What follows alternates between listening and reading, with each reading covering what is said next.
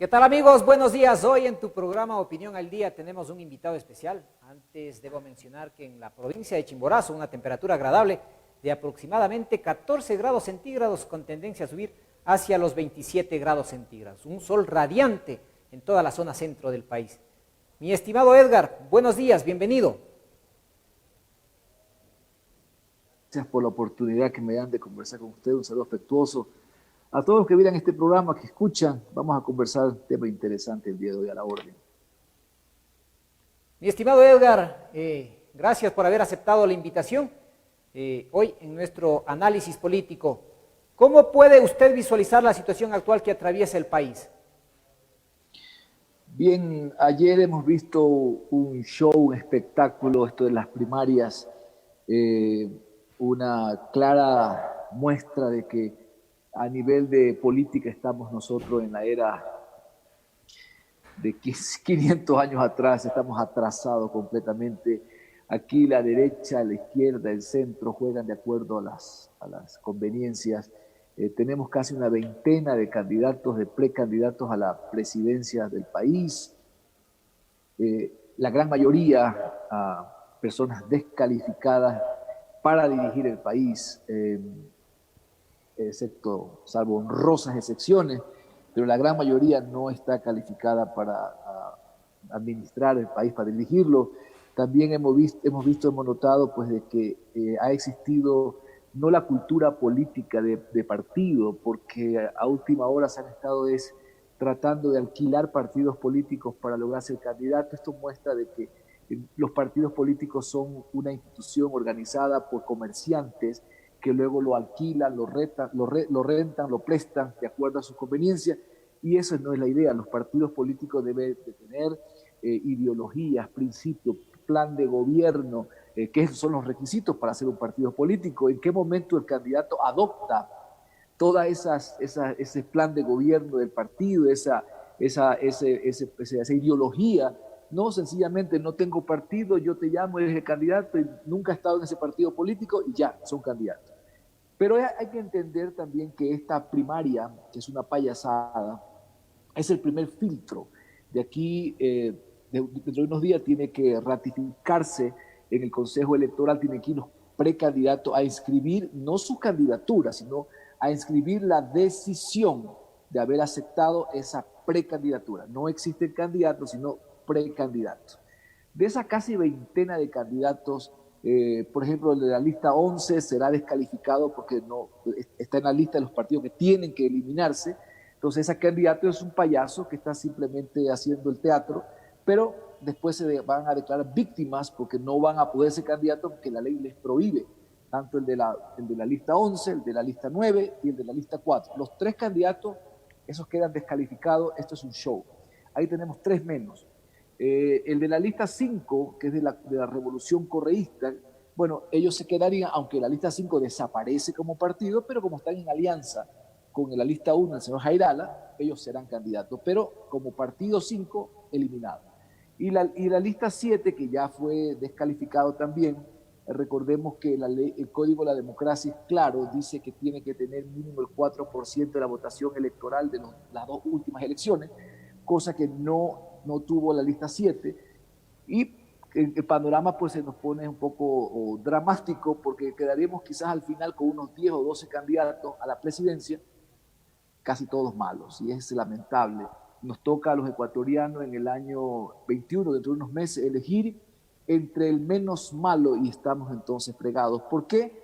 Porque si tenemos 12 candidatos y casi todos son malos, lo que estamos abriendo la puerta para que se repita la historia de Quito, cuando más de una docena de candidatos a la alcaldía de Quito, y que el interés de todos los candidatos de ser candidato, de ser protagonista, hicieron que un ciudadano que hoy está cuestionado, el señor Yunda, gane la alcaldía de Quito con apenas el 18%. Eso quiere decir, y ahí termino la primera parte para que tú me hagas cualquier pregunta, eso quiere decir que ese capital político que los correístas tienen, que sí lo tienen, que es un capital pequeño de aquel correísta que es así, que no importa que robó pero hizo obra, no importa que robó pero hizo la carretera, no importa que robó pero hizo la hidroeléctrica, que robó, pero tal cosa. Ese capital pequeño puede decidir quién es el presidente y podrían los revolucionarios, una vez más, asumir el control del país en unos meses. ¿Por qué? Porque el interés de casi una veintena de políticos decidieron ser candidatos y van a dividir la votación. Entonces, pero no van a dividir la votación de los correístas porque ellos son pocos, pero están ahí. Entonces ellos van a votar por su candidato y podríamos tener una gran sorpresa que en la segunda vuelta entre un candidato X al lado de un revolucionario. Y eso es peligrosísimo para la región, peligrosísimo para el país, porque sería enfrentarnos a una realidad. Ecuador podría convertirse de verdad en una Venezuela. Estimado Edgar, 17 millones de ecuatorianos, aproximadamente 20 candidatos para la presidencia de la República. Realmente podemos observar que hay una crisis política y hay mucho interés económico, porque realmente poner 20 candidatos aproximadamente para estas elecciones y que de ahí en estas precandidaturas irán eliminando algunos que cumplen y otros que no cumplen, realmente pone en riesgo la situación actual que atraviesa el país. Así es, como decía hace un momento, aquí lo que hay es interés de figuretear ante la opinión pública.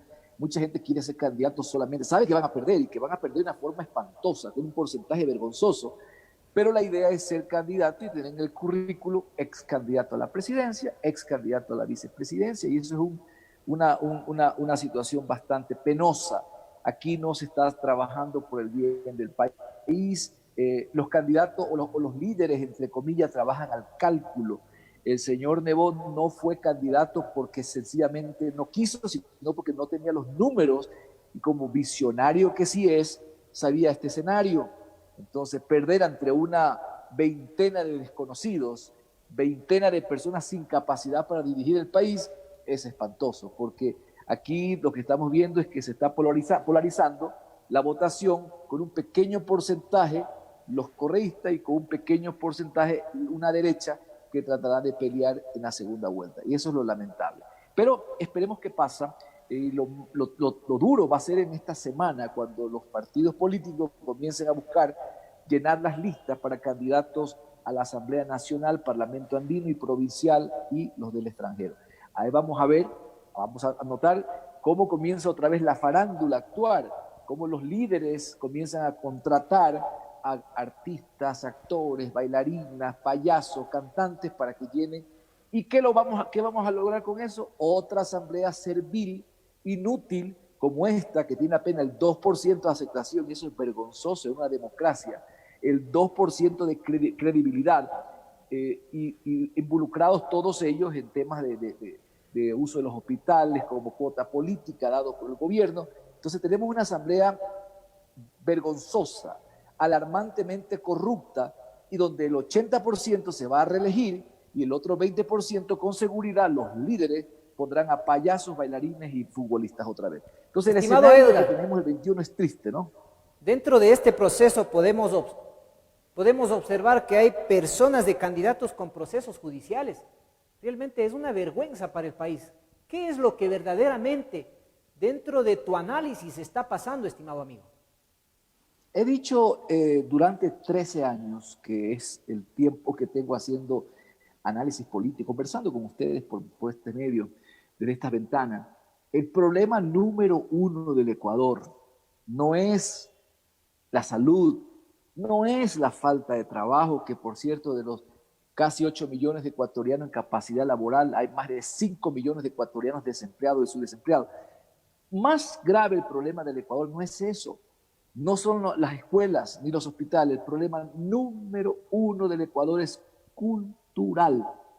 Ese tema es el número uno y los políticos, llámese de derecha, de izquierda o de centro, que son todos populistas, trabajan de acuerdo a la temperatura populista, les conviene que las personas sigan siendo, tengan no educación, no cultura política y siempre voten de acuerdo al espectáculo. Esto que está ocurriendo ahora es un show y a la gente le gusta. 20 desconocidos, bueno, vamos a decir casi una veintena de desconocidos aspiran a ser presidente del país. y comienza el show, el espectáculo. En este momento ya comenzarán a regalar mascarillas, a regalar arroz, aceite, y a la gente le gusta, y los cantantes haciendo fiestas en los parques. Entonces, ese tema tenemos que irlo corrigiendo. Un país donde un gran número de sus ciudadanos dicen, robó, pero hizo obra. Eso es crítico. Tenemos que cambiarlo. Tiene que haber un presidente, un candidato que nos diga cómo va a combatir el problema cultural del país. Cuando eso se corrija, entonces se va a elegir verdaderos estadistas para que gobiernen el país. Pero ninguno de todos los candidatos que están, los precandidatos que están en este momento, hablan del tema, porque a ellos les interesa tener borregos de ciudadanos que voten de acuerdo a la fiebre electoral. Y eso es fatal en una democracia, porque siempre tendremos a populistas que gobiernen el país. Ojo, repito, populista puede ser de derecha o puede ser de izquierda, pero el populismo es tóxico para una democracia. Yo en este análisis que vengo realizando a nivel nacional y luego de tener un estudio, veo que la situación actual que atraviesa el país es crítica, se encuentra en terapia intensiva. La persona que sea electo como presidente de la República tendrá un año difícil. Es más, me atrevería a decir que podría haber un golpe de Estado. ¿Por qué? No hay flujo económico en el país. Los maestros sin cobrar su sueldo, médicos sin cobrar su sueldo. Nos aproximamos al mes de diciembre y ya tienen que pagar los décimos y no hay flujo económico en el país, mi estimado Edgar. No sé si coordinamos en este análisis. Usted también ha podido visualizar esto que está pasando. Bueno, yo no creo que vivimos en la época de los golpes de Estado. Creo que esa época pasó para nuestra región, no solo para el país. Y en el caso nuestro, no es que el presidente va a tener un año difícil, su periodo completo va a ser crítico, porque un país que tiene que pedir dinero prestado para pagar un mes de salario, un país donde tiene 1.500 posgradistas sin pagarle 6 meses, 8 meses, un año, que no les paga a los médicos, los posgradistas médicos que están en los hospitales, un país que tiene que pedir dinero para pagar una nómina, estamos hablando de un país en crisis. Entonces, los tradicionales golpes de Estado es cuando hay algo que robar. Y aquí hay que robar, pero muy poco. Entonces, los políticos tratarán de repartirse lo que hicieron ahora, hospitales, instituciones públicas, para de ahí sacar su cuota. Porque como país, la caja fiscal está vacía y no hay posibilidad de coger gran cantidad de dinero. Así que los típicos expertos en golpe de Estado no van a actuar porque no está atractivo el país para ellos poder robar. Pero sí está atractivo para que los 140 hospitales sean manejados por los dirigentes políticos, sea manejado por los asambleístas o por aquellos que hoy van a poner un billete en la campaña política porque invierten para luego recuperarlo. Entonces, en los hospitales compran medicina, compran medicamentos y volverá nuevamente la corrupción como ha estado ahora y que se ha visto muy visible en este último año. Así que yo no creo en el golpe de Estado porque la situación no amerita en este momento. Lo que sí creo es que vamos a primero antes de adelantar una opinión, hay que ver cómo estarán formadas las listas para la Asamblea. Ahí depende mucho. Porque si en la Asamblea Nacional los líderes, los precandidatos a la presidencia, los dueños de partidos políticos, colocan a un grupo de ciudadanos decentes que tengan conocimiento y que sepan que la Asamblea es para legislar, para fiscalizar, y que de verdad ese grupo de ciudadanos vayan a cumplir ese rol, entonces habría una esperanza. Pero mientras no se defina cómo estará la Asamblea, porque un gobierno no es solo el presidente de la República. En un gobierno mucho más importante que un presidente de la República es la Asamblea Nacional. ¿Cómo la Asamblea está formada? ¿Quiénes son sus miembros? ¿Quiénes serán sus líderes? De ahí depende cómo será un gobierno. Porque si hay una Asamblea justa, preparada, que esté lista para hacer un buen trabajo de verdad, que conozca su rol como asambleísta, entonces cogerán al presidente así y no le van a permitir que haga lo que le dé la gana, porque ningún de los precandidatos que están en estos momentos, ninguno, si ganan, el que gane, no tendrá mayoría en la asamblea. Entonces, el meollo de todo esto, donde está todo esto, es la Asamblea Nacional. En estos Estimado momentos Edgar, se podrá elegir a un whatever. No importa. Vamos a ver quiénes forman la Asamblea. Quiénes estimado Edgar, lideran la el Asamblea correísmo, para permitir que ese whatever haga o no un buen trabajo. el correísmo prácticamente aparece con 6 o más candidatos a la presidencia de la República. Más bien analizo que esto se vuelve un interés económico donde se podrá negociar en segunda vuelta ministerios, instituciones públicas del Estado. Es por eso que dentro de esta investigación que estamos haciendo podemos observar que hay aproximadamente 20 precandidatos. Estos 20 precandidatos, ellos saben que a la segunda vuelta pasarán los dos menos malos y que más dinero tengan, porque el Consejo Electoral no les va a dar dinero para la campaña porque no hay plata. Entonces, la gran mayoría que no tiene para invertir millones que vale una campaña, quedarán como simples candidatos con un 0,5%, con un 1%, generosamente con un 3%, y se concentrarán en dos candidatos. En la segunda vuelta electoral, estos precandidatos con 3 puntos, con 2 puntos, con 1 punto, estos que ya serían candidatos para esa época, van a negociar, yo te apoyo, pero quiero una embajada, quiero un ministerio, quiero esto, y el país una vez más se va a repartir como una torta de cumpleaños. Esa es la realidad, ese es el panorama. Pero cuando yo hago un análisis político, no solamente hago la crítica, sino que presento una solución. Aquí tiene que haber una solución. Mi mamá decía, a problema solución. Es decir, ¿qué vamos a hacer para evitar que casi una veintena de desconocidos mangoneen la parte política para enriquecerse en una segunda vuelta electoral y cuando el gobierno se posesione en el año que viene, tener cargos públicos y poder ellos recuperar lo poquito que inviertan y ganar mucho dinero? ¿Qué tenemos que hacer los ecuatorianos? Bueno, aquí este abanico de candidatos hay que dejarlos que hagan su campaña. Vamos a esperar quiénes son los candidatos que quedan en la segunda vuelta. Pero mientras esperamos quiénes son esos candidatos que van a la segunda vuelta, porque es cuando vamos a decidir realmente entre esos dos menos malos quién puede ser presidente, vamos a estar atentos a la Asamblea Nacional. Y vamos a votar ya no por una línea, eso de que vota toditititito 6, toditititito 4, toditititito 35. Eso no, porque no somos imbéciles. Y tenemos que entender los ecuatorianos que nos han manipulado y nos han tratado como ignorantes al decirnos vota todititito tal. No, no vamos a votar todititito. Vamos a votar por cada persona. Si el candidato 1 de la lista Pepito es el bueno, voto por él.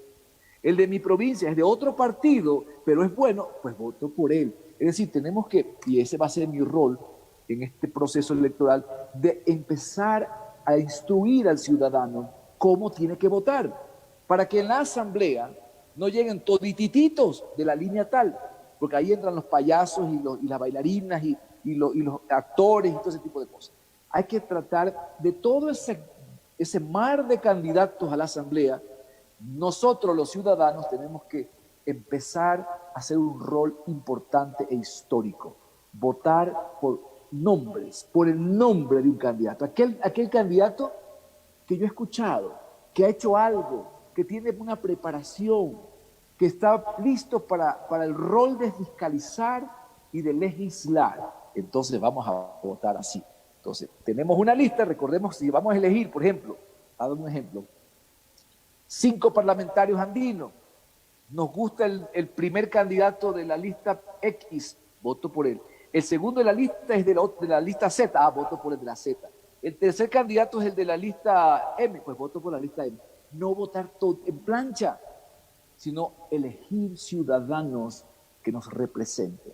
Ese trabajo que haríamos los ciudadanos, sería el primer paso para bloquear al que gane las elecciones para que no haga cosas a favor de ellos solamente, sino que ese grupo ciudadano podría impedir que el gobierno se entregue cual prostituta al mejor postor. Y eso tenemos que impedir, depende de nosotros los ciudadanos. de hombres como tú, Enver, que haces opinión, que haces prensa, y tendrías que comenzar a hacer programas como estos, donde la ciudadanía entienda que en las manos del ciudadano está tomar una decisión de que la asamblea sea por lo menos un poquito objetiva, un poquito menos comercial, para que el país no se enrumbe a una Venezuela o a un desastre completamente económico.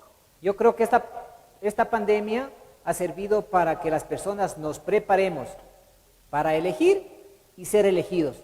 También debemos darle un mensaje positivo a esas personas que dicen, a mí me da igual cualquiera que gane, yo vivo de mi trabajo. Realmente ese ha sido un fracaso aquí en el Ecuador. Mucha gente dice, voy a votar nulo, voy a votar en blanco o voy a votar solo porque me interesa la papeleta. Ahí está la gran responsabilidad de nosotros. Por eso el país se encuentra así, mi estimado Edgar. ¿Qué mensaje decirle a esa gente que piensa de esa manera?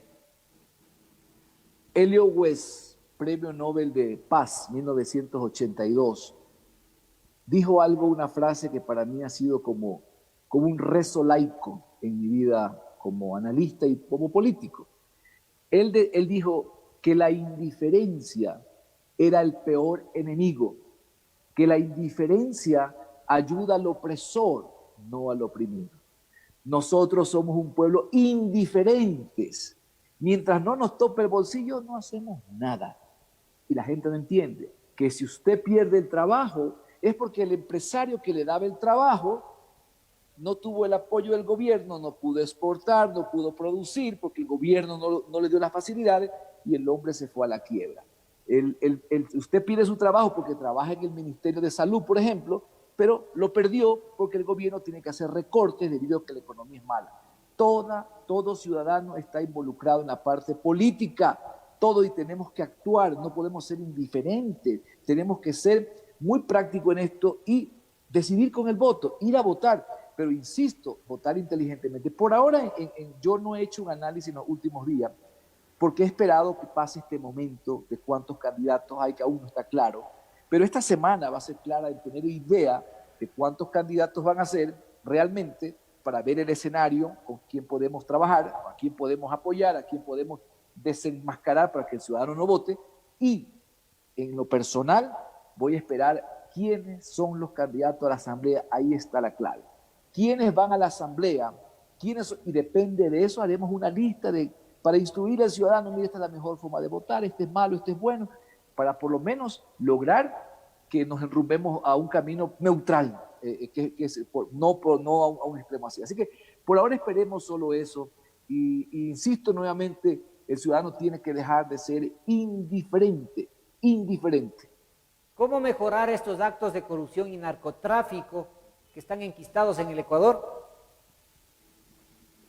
Bueno, mientras existan candidatos sentenciados, mientras existan candidatos enjuiciados, mientras existan candidatos con grillete, esto no va a cambiar, porque son delincuentes de candidatos, delincuentes de funcionarios, delincuentes de políticos, que nunca van a combatir a sus amigos, los delincuentes narcotraficantes, ni los delincuentes que trabajan haciendo sobreprecio. Ellos son una misma manada, y es lo que tenemos que entender. No va a corregirse el país en la parte de ataque a la corrupción. No vamos a combatir el narcotráfico, no vamos a combatir las guerrillas urbanas, no vamos a combatir los sobreprecios, porque ellos son sus socios, son los mismos. Entonces, si vamos a elegir, imagínense es increíble que una lista asambleísta esté de candidato un hombre sentenciado a 9 años de cárcel por secuestro, sino el país, un país que tiene un PIB casi de 100.000 millones de dólares, un país de 17 millones de habitantes. Entonces, no podemos a cualquiera. Entonces estamos eligiendo, y es lamentable, yo veía la lista, es lamentable. Todos tienen algún caso de corrupción por ahí metido. La misma clase política que ha hundido al país pretende otra vez actuar. ¿Cómo podemos votar por un candidato que tenga un grillete puesto? ¿Cómo podemos votar por un candidato que tiene una sentencia? Es increíble. Nos están viendo la cara de imbéciles, y los ecuatorianos no somos imbéciles y no vamos a permitir que nos traten como imbéciles. ¿Cómo mejorar esta situación de la falta de empleo en el Ecuador cuando los inversionistas prácticamente se han ido de nuestro país al no tener las garantías necesarias del Estado, donde no hay una independencia de poderes, mi estimado Edgar? Bueno, ningún empresario va a invertir en un país donde no hay garantía. O sea, tú no vas a llevar, tú tienes, ejemplo, $100,000 y lo quieres invertir, o un ejemplo sencillo, tú tienes $100 y quieres vender chicles y cigarrillos. Tú no vas a invertir los $100 para vender chicles y cigarrillos en un parque donde en cada esquina te asalten. No vas a invertir, porque vas a perder tus $100 de chicles y cigarrillos. Tú vas a un parque donde hay niños jugando, hay un policía, donde está limpio, donde las cosas, tú tienes la seguridad que cuando vas a vender tus chicles y cigarrillos, vas a venderlo y no te lo van a robar. Un país es igual. Nadie va a invertir en un país donde te dice, para que entre el billete, el 5%. Si te va mal, sale el otro 5% salida de capital. Si quieres que entrar a este negocio, tienes que darme el 10, 15, 20%. Y la coima. Y si el cheque sale primero, te lo saco primero si me das tanto por ciento. Ningún empresario con un dedo de inteligencia va a venir a invertir en un país donde la corrupción es inmensa, donde se trabaja de acuerdo a la coima. Entonces hay que cambiar. Lo que he dicho durante mucho tiempo, al país hay que hacer una reingeniería total, una nueva constitución que esté de acuerdo a la realidad del país y a la realidad que vivimos en todo el planeta. Y dependiendo de eso, se hace una constitución que de verdad sea no para un rey que gobierne, sino para un país con los problemas que tiene el Ecuador. Y lograr refundar el país, porque todo, absolutamente todo el sistema está podrido, está completamente podrido. Entonces hay que refundarlo y para eso hay que elegir a alguien que tenga por lo menos algún tipo de experiencia, por lo menos algún tipo de capacidad, porque con la casi veintena que tenemos en este momento, hay poco que escoger. Entonces por lo menos escojamos el mejorcito o el menos malo de todos ellos para cambiar, pero no va a haber fuentes de trabajo, por mucha capacidad que tenga el presidente que gane, si no existen las reglas de juego. El presidente puede tener buenas intenciones, pero si las leyes no cambian, si la corrupción continúa, si para que el presidente en la segunda vuelta gane y tiene que repartir el país, ¿qué esperamos entonces? Cuando usted es presidente y le reparte a los otros candidatos para que lo apoyen, los hospitales, las hidroeléctricas, las instituciones del Estado, ¿para qué le reparten? Para que roben. Como van a robar, ¿va a cambiar la situación del país? No va a cambiar. Ningún empresario entonces se va a animar a venir a invertir en un país lleno de corruptos, de incapaces, ninguno. Entonces, la situación continuará. Quien sea presidente, mi querido Enver, quien sea presidente, tiene que reestructurar el país.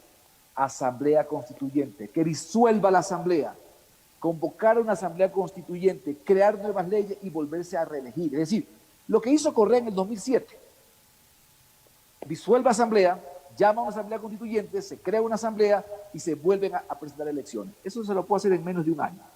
Para entender que con estas leyes que están ahora, con esta constitución, no se podrá gobernar.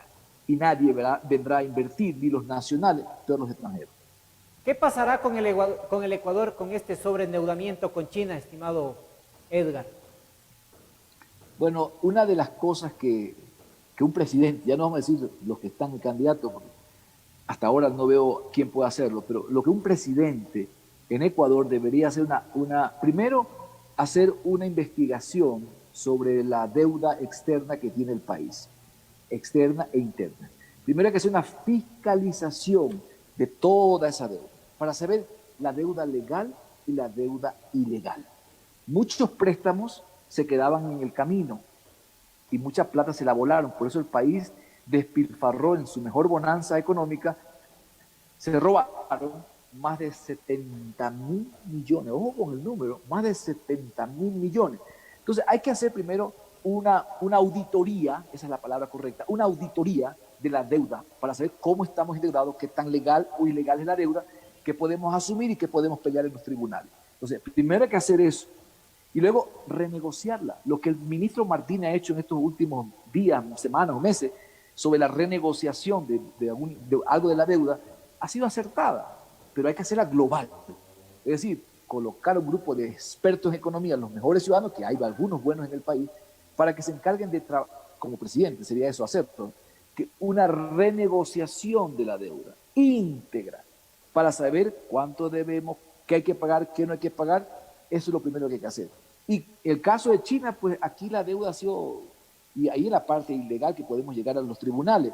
Yo te presto 10 ejemplos, un ejemplo. Yo te presto 100 millones, pero esos 100 millones para hacer una, qué sé yo, una plataforma gubernamental, que eso es un caso real, pero lo hago yo. Yo te presto el dinero, pero lo hago yo. O sea, yo te doy el billete, pero lo hago yo. Entonces, ahí va el negocio. Te presto como churquero, que prestaban a la China un 9 o 11%, y la construcción de esa obra la hacía una empresa china. Luego la empresa china repartía billetes y las consecuencias de malas obras como las hidroeléctricas. Entonces, tenemos que, nada va a cambiar si no hacemos una auditoría. A ver, Enver, tú me prestaste $100, pero a cambio de los $100, tú me prestaste con la condición de dejarte vender chicle en el parque. Eso es ilegal. Eso es, hay que corregir. Y hay mucha de la deuda que puede ser eliminada si se hace una auditoría, se va a una autoridad internacional. Aquí no se puede confiar. De afuera para que se haga una demanda de toda la deuda, que en gran cantidad, mucha de la deuda es ilegal. Muchísimas gracias, mi estimado Edgar. El mensaje final aquí en la parte última de la entrevista. Bueno, gracias. Yo sé que este programa lo ven en muchas partes, pero un especial saludo a mis hermanos de Riobamba, de Chimborazo, un saludo especial y recordar que durante los 10 años de década perdida y casi los 4 años de gobierno, casi 14 años, el país, la revolución no cumplió con el país. Chimborazo tiene el 52%, Chimborazo, el 52% de desnutrición crónica en niños de 0 a 5 años. Eso es crítico. Asaltaron el país y no han podido solucionar ese problema serio. Desnutrición crónica. En el país el 22%, en el Chimborazo es el 52% de niños sufren eso y no lo pudieron corregir en la mejor bonanza económica. Y el pueblo de Chimborazo tiene que entender eso para luego elegir correctamente. Un abrazo, gracias por la oportunidad que me has dado, mi querido amigo, y estaremos conversando más adelante. Muchísimas gracias. Si Dios y la Virgen lo permite, el día de mañana volveremos. Hay que ser duros con la corrupción y con el narcotráfico que se encuentran en nuestro país. Bendiciones, con permiso. Gracias, gracias.